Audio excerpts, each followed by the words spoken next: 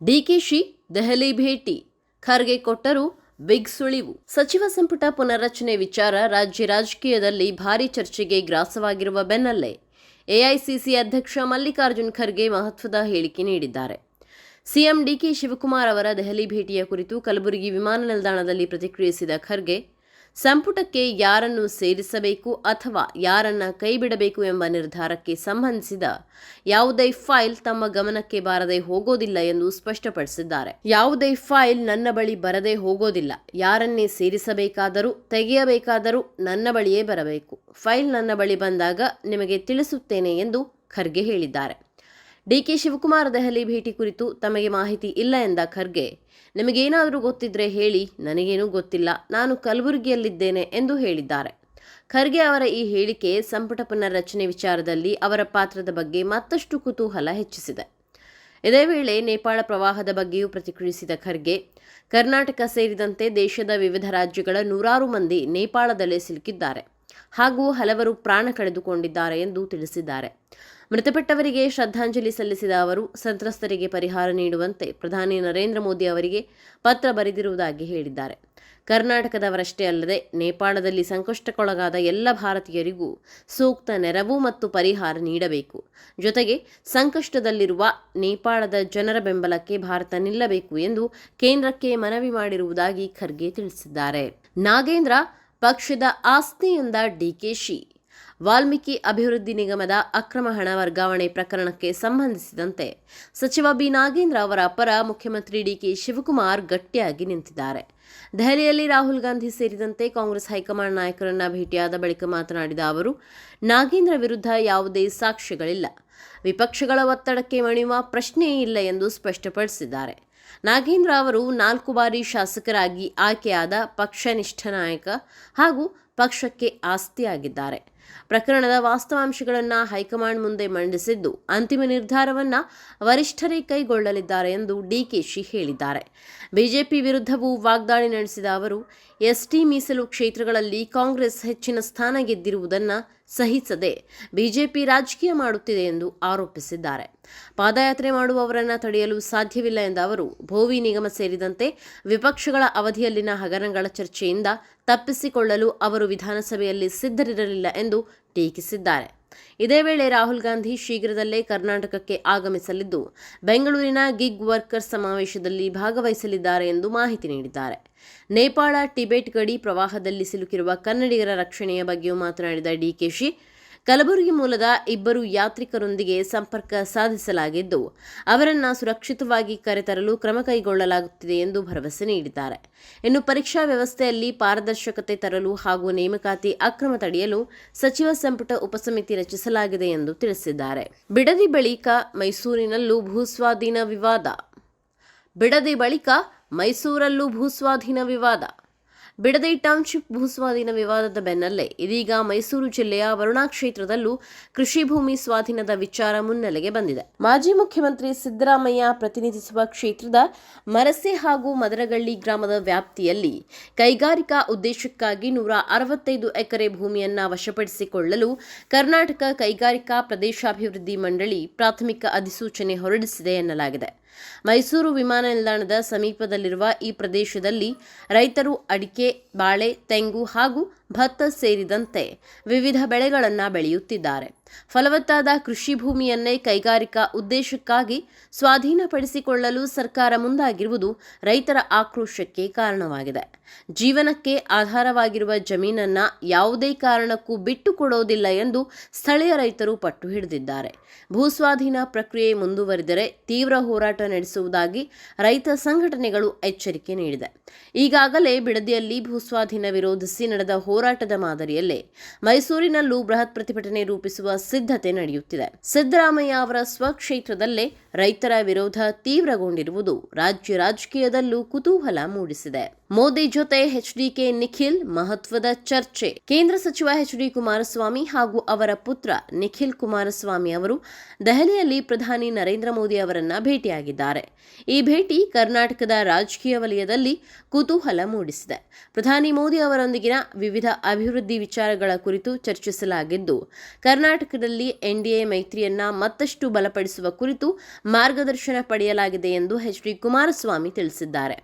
ತಾವು ನಿರ್ವಹಿಸುತ್ತಿರುವ ಬೃಹತ್ ಕೈಗಾರಿಕಾ ಹಾಗೂ ಉಕ್ಕು ಸಚಿವಾಲಯಗಳ ವತಿಯಿಂದ ಕೈಗೊಳ್ಳಲಾಗಿರುವ ಪ್ರಮುಖ ಕಾರ್ಯಕ್ರಮಗಳು ಮತ್ತು ಪರಿವರ್ತನಾ ಕಾರ್ಯಕ್ರಮಗಳ ಬಗ್ಗೆಯೂ ಪ್ರಧಾನಿಗೆ ವಿವರಿಸಲಾಗಿದೆ ಎಂದು ಅವರು ಹೇಳಿದ್ದಾರೆ. ಇದೇ ವೇಳೆ ಮೋದಿ ಅವರು ತೋರಿದ ಪ್ರೀತಿ ಮತ್ತು ವಿಶ್ವಾಸಕ್ಕೆ ಕೃತಜ್ಞತೆ ಸಲ್ಲಿಸಿದ್ದಾರೆ. ಇನ್ನು ಪ್ರಧಾನಿ ಭೇಟಿಯ ಕುರಿತು ನಿಖಿಲ್ ಕುಮಾರಸ್ವಾಮಿ ಕೂಡ ಸಂತಸ ವ್ಯಕ್ತಪಡಿಸಿದ್ದಾರೆ. ತಮ್ಮ ತಾತ ಎಚ್.ಡಿ. ದೇವೇಗೌಡ ಅವರು ಪ್ರಧಾನಿಯಾಗಿದ್ದ ಸಂದರ್ಭದಲ್ಲಿ ಕರ್ನಾಟಕದ ಅಭಿವೃದ್ಧಿಗಾಗಿ ಶ್ರಮಿಸಿದ್ದನ್ನ ಬಾಲ್ಯದಲ್ಲಿ ನೋಡಿದ್ದಾಗಿ ಸ್ಮರಿಸಿದ್ದಾರೆ. ಇಂದು ಎನ್ಡಿಎ ಪಾಲುದಾರರಾಗಿ ಪ್ರಧಾನಿ ಮೋದಿ ಅವರೊಂದಿಗೆ ನಿಂತಿರುವುದು ಹೆಮ್ಮೆಯ ಹಾಗೂ ಸಂಭ್ರಮದ ಕ್ಷಣ ಎಂದು ನಿಖಿಲ್ ಹೇಳಿದ್ದಾರೆ. ಮೋದಿ ಅವರ ಸಕಾರಾತ್ಮಕ ಚಿಂತನೆ, ದೇಶದ ಭವಿಷ್ಯದ ಕುರಿತ ದೂರದೃಷ್ಟಿ ಹಾಗೂ ಕರ್ನಾಟಕದ ಮೇಲಿನ ಕಾಳಜಿಯನ್ನ ಅವರು ಕೊಂಡಾಡಿದ್ದಾರೆ. ಕುಮಾರಸ್ವಾಮಿ ನಿಖಿಲ್ ಅವರ ಮೋದಿ ಭೇಟಿ ಮುಂದಿನ ದಿನಗಳಲ್ಲಿ ಕರ್ನಾಟಕದ ಎನ್ಡಿಎ ರಾಜಕೀಯ ಲೆಕ್ಕಾಚಾರಕ್ಕೆ ಹೊಸ ದಿಕ್ಕು ನೀಡಲಿದೆಯೇ ಎಂಬ ಚರ್ಚೆ ಇದೀಗ ಆರಂಭವಾಗಿದೆ. ಪ್ರಶ್ನೆ ಪತ್ರಿಕೆ ಸೋರಿಕೆಗೆ ಬ್ರೇಕ್, ಖಾದರ್ ನೇತೃತ್ವದಲ್ಲಿ ಬಿಗ್ ಸಮಿತಿ. ವಿದ್ಯಾರ್ಥಿಗಳ ಸಮಸ್ಯೆಗಳಿಗೆ ಪರಿಹಾರ ಕಂಡುಕೊಳ್ಳುವುದು ಹಾಗೂ ಶಿಕ್ಷಣ ಕ್ಷೇತ್ರದಲ್ಲಿ ಅಗತ್ಯ ಸುಧಾರಣೆಗಳನ್ನು ಕೈಗೊಳ್ಳುವ ಉದ್ದೇಶದಿಂದ ರಾಜ್ಯ ಸರ್ಕಾರ ಮಹತ್ವದ ಹೆಜ್ಜೆ ಇಟ್ಟಿದೆ. ಆರೋಗ್ಯ ಹಾಗೂ ಕುಟುಂಬ ಕಲ್ಯಾಣ ಸಚಿವ ಯುಟಿ ಖಾದರ್ ನೇತೃತ್ವದಲ್ಲಿ ಸಚಿವ ಸಂಪುಟದ ಉಪಸಮಿತಿಯನ್ನ ರಚಿಸಲಾಗಿದೆ. ಉನ್ನತ ಶಿಕ್ಷಣ ಸಚಿವ ಬಸವರಾಜ ರಾಯರೆಡ್ಡಿ, ಗೃಹ ಹಾಗೂ ಐಟಿ-ಬಿಟಿ ಸಚಿವ ಪ್ರಿಯಾಂಕ್ ಖರ್ಗೆ, ವೈದ್ಯಕೀಯ ಶಿಕ್ಷಣ ಮತ್ತು ಕೌಶಲ್ಯಾಭಿವೃದ್ಧಿ ಸಚಿವ ಶರಣ್ ಪ್ರಕಾಶ್ ಪಾಟೀಲ್ ಹಾಗೂ ಶಾಲಾ ಶಿಕ್ಷಣ ಸಚಿವ ಮಧು ಬಂಗಾರಪ್ಪ ಅವರು ಸಮಿತಿಯ ಸದಸ್ಯರಾಗಿದ್ದಾರೆ. ಪರೀಕ್ಷೆ ಮತ್ತು ನೇಮಕಾತಿ ಪ್ರಕ್ರಿಯೆಯಲ್ಲಿ ಪಾರದರ್ಶಕತೆ ತರುವುದು, ಪ್ರಶ್ನೆ ಪತ್ರಿಕೆ ಸೋರಿಕೆ ಹಾಗೂ ನೇಮಕಾತಿ ಅಕ್ರಮಗಳಿಗೆ ಕಡಿವಾಣ ಹಾಕುವುದು ಮತ್ತು ಪರೀಕ್ಷೆ ನೇಮಕಾತಿಗೆ ನಿಗದಿತ ವೇಳಾಪಟ್ಟಿ ರೂಪಿಸುವುದು ಸಮಿತಿಯ ಪ್ರಮುಖ ಹೊಣೆಗಾರಿಕೆಯಾಗಿದೆ. ಇದರ ಜೊತೆಗೆ ಖಾಸಗಿ ಶಿಕ್ಷಣ ಸಂಸ್ಥೆಗಳ ಶುಲ್ಕ ನಿಯಂತ್ರಣ, ಕೋಚಿಂಗ್ ಕೇಂದ್ರಗಳ ಮೇಲ್ವಿಚಾರಣೆ ಹಾಗೂ ವಿದ್ಯಾರ್ಥಿಗಳು ಮತ್ತು ಪೋಷಕರ ಮೇಲಿನ ಶಿಕ್ಷಣದ ಆರ್ಥಿಕ ಹೊರೆಯನ್ನ ಕಡಿಮೆ ಮಾಡುವ ಕ್ರಮಗಳ ಬಗ್ಗೆಯೂ ಸಮಿತಿ ಪರಿಶೀಲನೆ ನಡೆಸಲಿದೆ. ಸರ್ಕಾರಿ ಶಾಲೆ, ಪಿಯು ಕಾಲೇಜು ಹಾಗೂ ವಿಶ್ವವಿದ್ಯಾಲಯಗಳ ಮೂಲಸೌಕರ್ಯ, ಶಿಕ್ಷಕರ ಕೊರತೆ, ಪ್ರಯೋಗಾಲಯ, ಗ್ರಂಥಾಲಯ ಮತ್ತು ಹಾಸ್ಟೆಲ್ ಸೌಲಭ್ಯಗಳ ಸುಧಾರಣೆಯ ಬಗ್ಗೆಯೂ ಅಧ್ಯಯನ ನಡೆಸಲಿದೆ. ಒಟ್ಟಿನಲ್ಲಿ ಶಿಕ್ಷಣ ಕ್ಷೇತ್ರದ ಸಮಸ್ಯೆಗಳಿಗೆ ಶಾಶ್ವತ ಪರಿಹಾರ ಕಂಡುಕೊಳ್ಳುವ ನಿಟ್ಟಿನಲ್ಲಿ ಶಿಫಾರಸುಗಳನ್ನು ಸಿದ್ಧಪಡಿಸಿ ಸರ್ಕಾರಕ್ಕೆ ಸಲ್ಲಿಸುವ ಜವಾಬ್ದಾರಿ ಖಾದರ್ ನೇತೃತ್ವದ ಈ ಉಪಸಮಿತಿಯ ಮೇಲಿದೆ ಎನ್ನಲಾಗಿದೆ. ರಾಜ್ಯಾದ್ಯಂತ ಈದ್ ಮಿಲಾದ್ ಹಬ್ಬದ ಆಚರಣೆ ನಡೆಯುತ್ತಿರುವ ಬೆನ್ನಲ್ಲೇ ಕೆಲವೆಡೆ ಸಣ್ಣ ಪುಟ್ಟ ಗಲಾಟೆ ಹಾಗೂ ಗೊಂದಲದ ಘಟನೆಗಳು ವರದಿಯಾಗಿದೆ.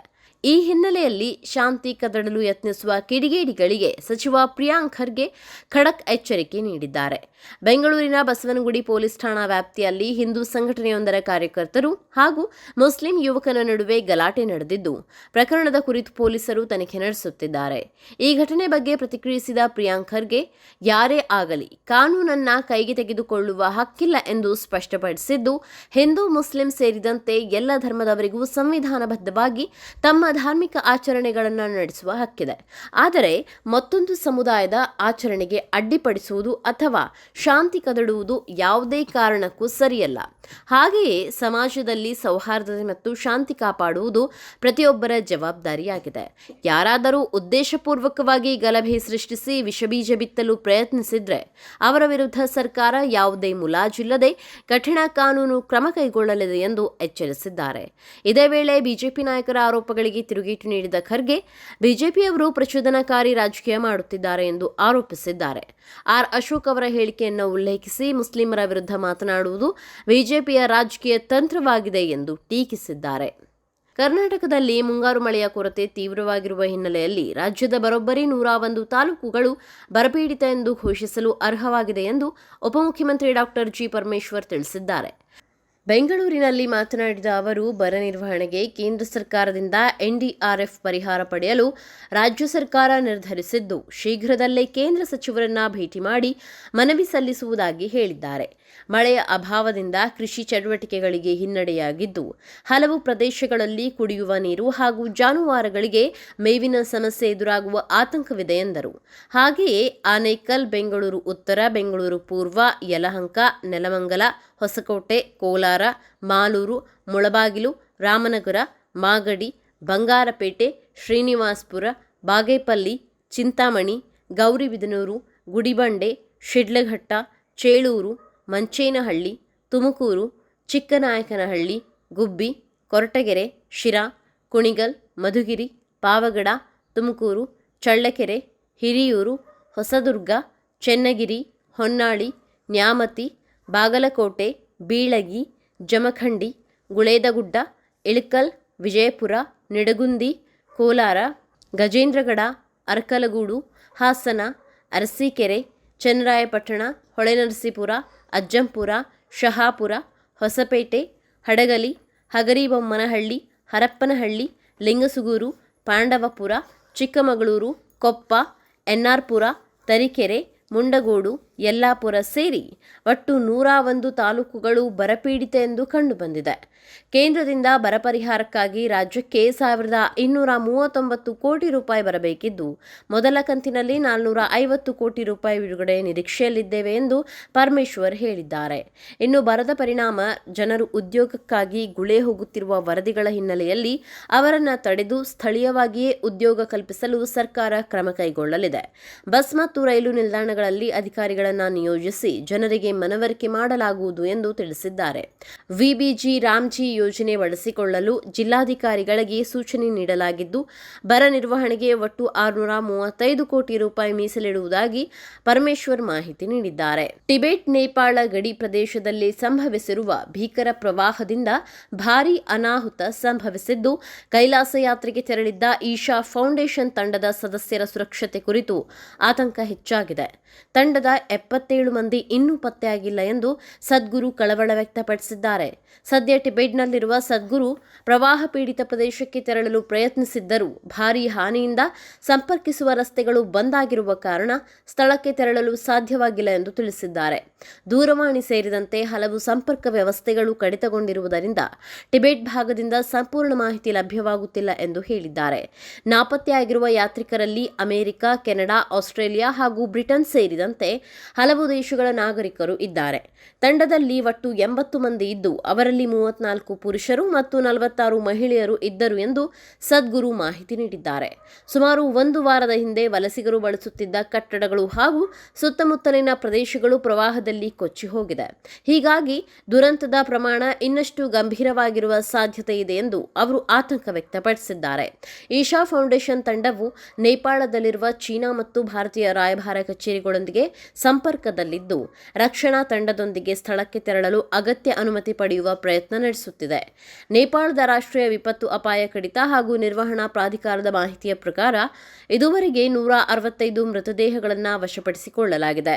44 ನೇಪಾಳ ಸೇನಾ ಸಿಬ್ಬಂದಿ, 28 ಪೊಲೀಸ್ ಸಿಬ್ಬಂದಿ ಮತ್ತು 13 ಸಶಸ್ತ್ರ ಪೊಲೀಸ್ ಸಿಬ್ಬಂದಿ ಕೂಡ ನಾಪತ್ತೆಯಾಗಿದ್ದಾರೆ ಎಂದು ಅಧಿಕಾರಿಗಳು ತಿಳಿಸಿದ್ದಾರೆ. ನೇಪಾಳ ಪ್ರವಾಸೋದ್ಯಮ ಮಂಡಳಿಯ ಪ್ರಾಥಮಿಕ ಮಾಹಿತಿಯಂತೆ 579 ಪ್ರಯಾಣಿಕರು ನಾಪತ್ತೆಯಾಗಿದ್ದು, ಅವರಲ್ಲಿ 466 ಮಂದಿ ವಿದೇಶಿಗರು ಮತ್ತು 113 ಮಂದಿ ನೇಪಾಳದವರು ಎಂದು ತಿಳಿದುಬಂದಿದೆ.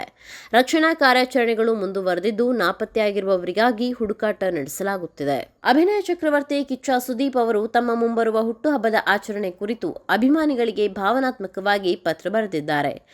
ವೈಯಕ್ತಿಕ ಹಾಗೂ ಬಲವಾದ ಕಾರಣಗಳಿಂದಾಗಿ ಈ ಬಾರಿ ಸೆಪ್ಟೆಂಬರ್ 2ರಂದು ಅಭಿಮಾನಿಗಳೊಂದಿಗೆ ಹುಟ್ಟುಹಬ್ಬ ಆಚರಿಸಿಕೊಳ್ಳದಿರಲು ನಿರ್ಧರಿಸಿರುವುದಾಗಿ ಅವರು ಸ್ಪಷ್ಟಪಡಿಸಿದ್ದಾರೆ. ಅಷ್ಟೇ ಅಲ್ಲ, ಅಂದು ತಾವು ಮನೆಯಲ್ಲಿ ಲಭ್ಯವಿರುವುದಿಲ್ಲ ಎಂದು ತಿಳಿಸಿದ್ದಾರೆ.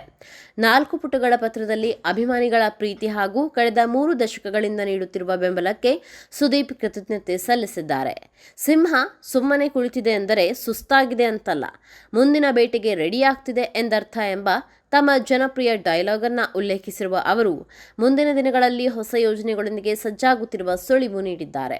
ಹುಟ್ಟುಹಬ್ಬದಂದು ಮನೆಯ ಬಳಿ ಅಭಿಮಾನಿಗಳು ಗುಂಪುಗೂಡಿ ಸಂಭ್ರಮಿಸುವ ಬದಲು ತಮ್ಮ ತಮ್ಮ ಊರುಗಳಲ್ಲಿ ಸಮಾಜಮುಖಿ ಕಾರ್ಯಗಳನ್ನು ಕೈಗೊಳ್ಳುವಂತೆ ಸುದೀಪ್ ಮನವಿ ಮಾಡಿದ್ದು, ಅಭಿಮಾನಿಗಳು ಮಾಡುವ ಇಂತಹ ಕಾರ್ಯಗಳೇ ತಮ್ಮ ಪಾಲಿನ ನಿಜವಾದ ಆಶೀರ್ವಾದ ಎಂದು ಬರೆದುಕೊಂಡಿದ್ದಾರೆ. ಸೆಪ್ಟೆಂಬರ್ 2 ಕೇವಲ ದಿನಾಂಕವಾಗಿದ್ದರೂ ಕಳೆದ 30 ವರ್ಷಗಳಿಂದ ಅದನ್ನು ಹಬ್ಬವನ್ನಾಗಿ ಪರಿವರ್ತಿಸಿರುವುದು ಅಭಿಮಾನಿಗಳೇ ಎಂದು ಸುದೀಪ್ ಭಾವುಕರಾಗಿದ್ದಾರೆ. ತಮ್ಮ ಹಾಗೂ ಅಭಿಮಾನಿಗಳ ನಡುವಿನ ಬಾಂಧವ್ಯವನ್ನ ಯಾರಿಂದಲೂ ಬೇರ್ಪಡಿಸಲು ಸಾಧ್ಯವಿಲ್ಲ. ಶೀಘ್ರದಲ್ಲೇ ಎಲ್ಲರನ್ನೂ ಮುಖಾಮುಖಿಯಾಗಿ ಭೇಟಿಯಾಗುವುದಾಗಿ ಸುದೀಪ್ ಭರವಸೆ ನೀಡಿದ್ದಾರೆ. ಅಧಿಕಾರದಲ್ಲಿರಲಿ ಇಲ್ಲದಿರಲಿ ಶೋಷಿತರು ಹಾಗೂ ಅವಕಾಶ ವಂಚಿತರ ಪರವಾದ ತಮ್ಮ ಧ್ವನಿ ಎಂದಿಗೂ ನಿಲ್ಲುವುದಿಲ್ಲ ಎಂದು ಮಾಜಿ ಮುಖ್ಯಮಂತ್ರಿ ಸಿದ್ದರಾಮಯ್ಯ ಸ್ಪಷ್ಟಪಡಿಸಿದ್ದಾರೆ. ಒಳ ಮೀಸಲಾತಿ ಜಾರಿಗೆ ತಾವು ಬದ್ಧರಾಗಿದ್ದು ಈ ವಿಚಾರದಲ್ಲಿ ಯಾವುದೇ ಕಾರಣಕ್ಕೂ ರಾಜಿ ಆಗುವುದಿಲ್ಲ ಎಂದು ತಿಳಿಸಿದ್ದಾರೆ. ಕಾರ್ಯಕ್ರಮವೊಂದರಲ್ಲಿ ಮಾತನಾಡಿದ ಸಿದ್ದರಾಮಯ್ಯ, ಸದ್ಯ ತಾವು ಸರ್ಕಾರದ ಮುಖ್ಯಸ್ಥರಲ್ಲ, ತಮ್ಮ ಬಳಿ ಅಧಿಕಾರವೂ ಇಲ್ಲ. ಆದರೆ ಸಾಮಾಜಿಕ ನ್ಯಾಯದ ವಿಚಾರದಲ್ಲಿ ತಮ್ಮ ನಿಲುವು ಬದಲಾಗುವುದಿಲ್ಲ ಎಂದರು. ಜಾತಿ ವ್ಯವಸ್ಥೆಯಿಂದ ಶತಮಾನಗಳಿಂದ ಅವಕಾಶ ವಂಚಿತರಾದವರಿಗೆ ಮೀಸಲಾತಿ ಅಗತ್ಯವಿದೆ ಎಂದು ಪ್ರತಿಪಾದಿಸಿದ್ದಾರೆ. ಒಳ ಮೀಸಲಾತಿಗಾಗಿ 3 ದಶಕಗಳಿಂದ ಹೋರಾಟ ನಡೆಯುತ್ತಿದೆ. ಸುಪ್ರೀಂ ಕೋರ್ಟ್ ಕೂಡ ಸಕಾರಾತ್ಮಕ ತೀರ್ಪು ನೀಡಿದೆ.